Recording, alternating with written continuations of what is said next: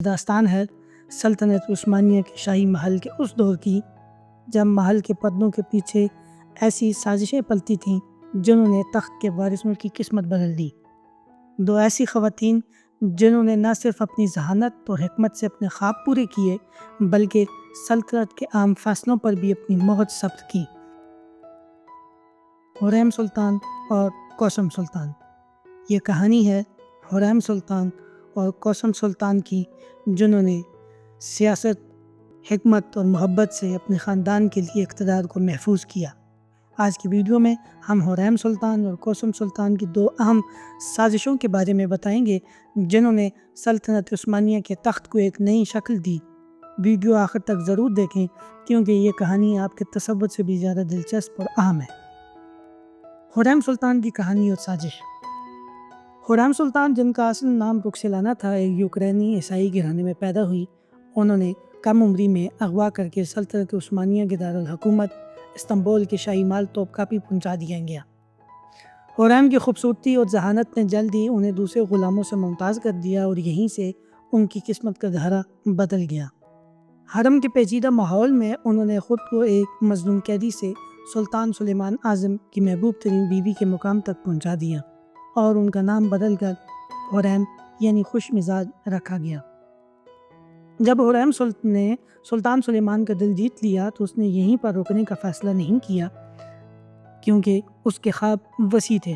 وہ جانتی تھی کہ طاقت کا اصل کھیل تبھی جیتا جا سکتا ہے جب ان کا بیٹا عثمانی تخت پر بیٹھے، لیکن ان کے راستے میں ایک بڑی رکاوٹ تھی: شہزادہ مصطفیٰ۔ شہزادہ مصطفیٰ، جو سلطان سلیمان کی پہلی بیوی مہدوران کا بیٹا تھا۔ مصطفیٰ کی موجودگی کا مطلب یہ تھا کہ حریم کے بیٹے کبھی بھی تخت کے حقدار نہیں بن سکتے۔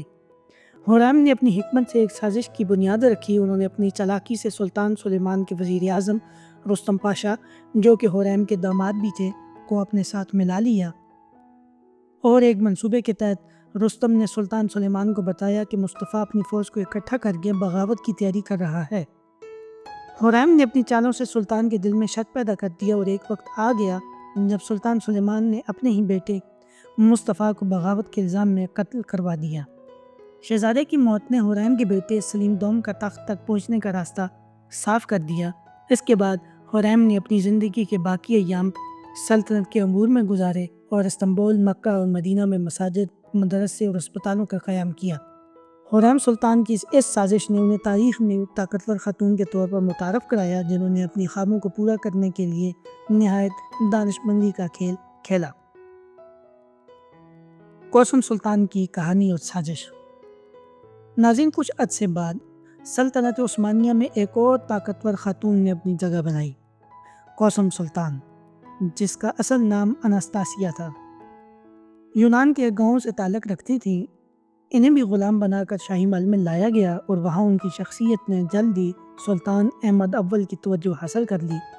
کوثم نے اپنی زندگی کا ایک بڑا مقصد بنا لیا: اپنی اولاد کو تخت نشین کرنا اور اپنی نسل کی بادشاہت کو برقرار رکھنا۔ کوثم کے بیٹے مراد چہارم اور ابراہیم اول کی حکومت میں انہیں ایک خاص حیثیت حاصل تھی۔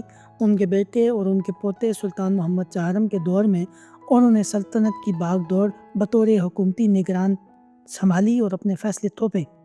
کوثم نے اپنے مخالفین کو راستے سے ہٹانے کے لیے سازشیں کی، اپنے وفادار درباریوں کو اعلیٰ عہدے دیے اور محل میں ایسی حکمت عملی اختیار کی کہ ان کا اثر و رسوخ برسوں تک قائم رہا۔ کوثم کا ایک خاص ہدف ان کے پوتے محمد چہارم کا تخت نشین ہونا تھا۔ انہوں نے اپنے بیٹے ابراہیم اول کی غیر مستحکم ذہنی حالت کا فائدہ اٹھاتے ہوئے اپنے پوتے کو تخت تک پہنچانے کے لیے راہیں ہموار کی۔ کوثم کی سیاسی چالاکیوں نے انہیں عثمانی دربار میں ایک بے مثال خاتون کے طور پر متعارف کروایا، جنہوں نے محل کے پتنوں کے پیچھے رہ کر اپنی فرضی کے فیصلے کروائے۔ کوثم سلطان اور حریم سلطان کی سازشیں اور فلاحی کاموں کا نتیجہ۔ اگرچہ حریم اور کوثم نے اپنی زندگی میں کئی سازشیں کی، مگر انہوں نے فلاحی کاموں میں بھی بڑھ چڑھ کر حصہ لیا۔ حریم سلطان نے استنبول میں کئی مساجد اور مدارس تعمیر کروائے۔ خاص طور پر انہوں نے مکہ اور مدینہ میں بھی مختلف فلاحی منصوبے شروع کیے، جن میں مسافروں کے لیے لنگر خانے اور شفا خانے شامل تھے۔ حریم کے فلاحی کام ان کی نیک دلی کو ظاہر کرتے ہیں، جو ان کی شخصیت کے ایک الگ پہلو ہے۔ ناظرین، اگر ان دونوں سازشوں کا نتیجہ نکالا جائے تو ہم یہ کہہ سکتے ہیں کہ یہ دو سازشیں ایک ایسی کہانی ہے جس میں طاقت، حکمت اور سیاست کے پیچیدہ کھیل کا مظاہرہ ہوتا ہے۔